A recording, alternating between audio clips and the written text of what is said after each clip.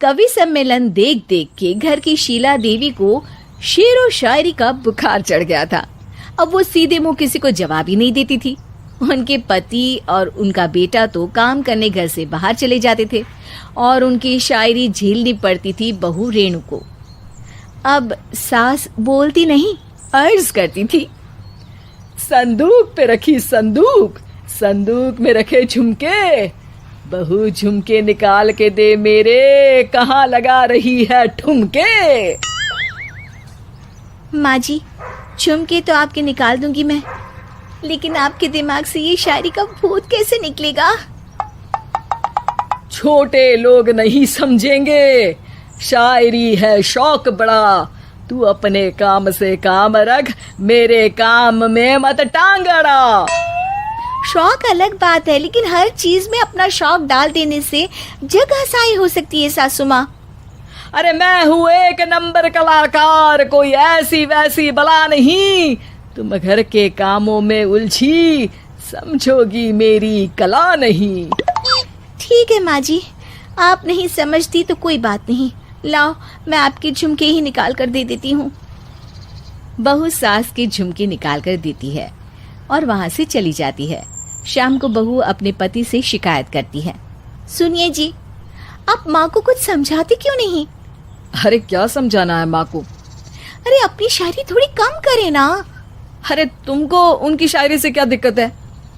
अरे मुझे नहीं, पर पड़ोस में सब लोग हंसते हैं, कहते हैं बुढ़ापे में लोग सठिया जाते हैं, लेकिन शीला जी तो शायर हो गई हैं।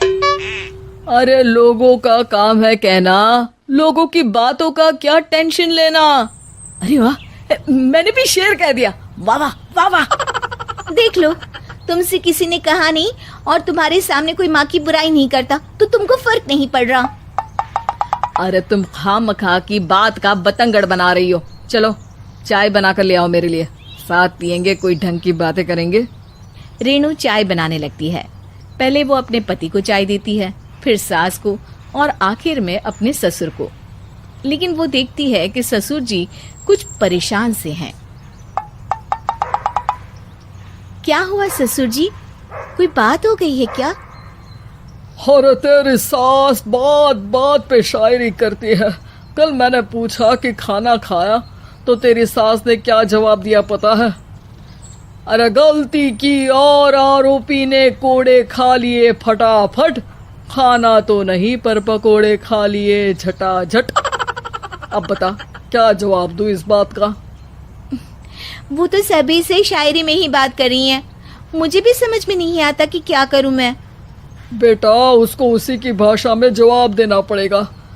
मैं तो आम बातचीत में भी उसके सामने कुछ नहीं बोल पाता, शायरी में क्या बोलूंगा भला।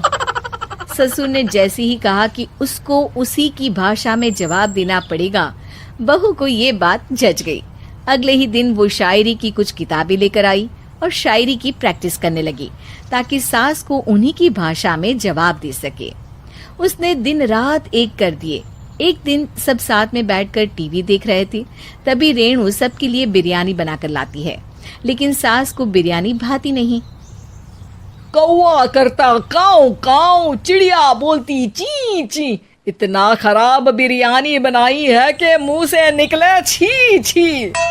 बस इसी मौके का तो बहू को इंतजार था, क्योंकि अब बहू सास को उसी की भाषा में जवाब देने के लिए तैयार थी। माँ जी, हमको अपनी ये बेकार शायरी ना सुनाइए, जैसी भी बनी है बिरयानी चुपचाप खाइए। ससुर जी और रेणु के पति ने रेणु का जवाब सुनते ही जोर से ताली बजाई और सास ने जब रेणु का शायराना जवाब सुना तो उनके गले में बिरयानी अटक गई। बहू ने एक और शायरी का तीर छोड़ा।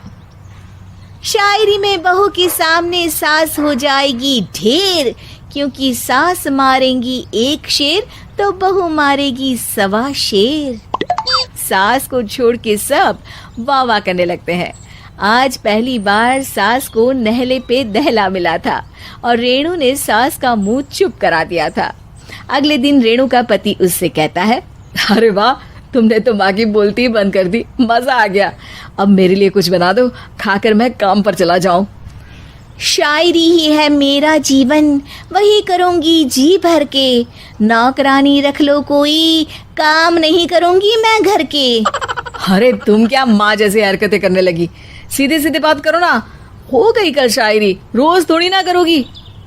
शीशी भरी गुलाब की पत्थर पे फोड़ दो, जो मुझे शायरी से रोके उसके कान मरोड़ दो। पति घबराकर वहां से चला जाता है और बाहर उसके पिताजी के पास जाकर बैठ जाता है। दोनों अपनी बीवियों की शायरी से परेशान है। ससुर को पछतावा होता है कि क्यों उसने बहू को सास की भाषा में ही जवाब देने का आइडिया दिया।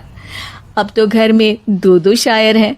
दोनों एक साथ दुखी स्वर में कहते हैं, हम दोनों की ही बीवियां जब से शायर हो गई है, क्या बताएं, जिंदगी एक फटा हुआ टायर हो गई है।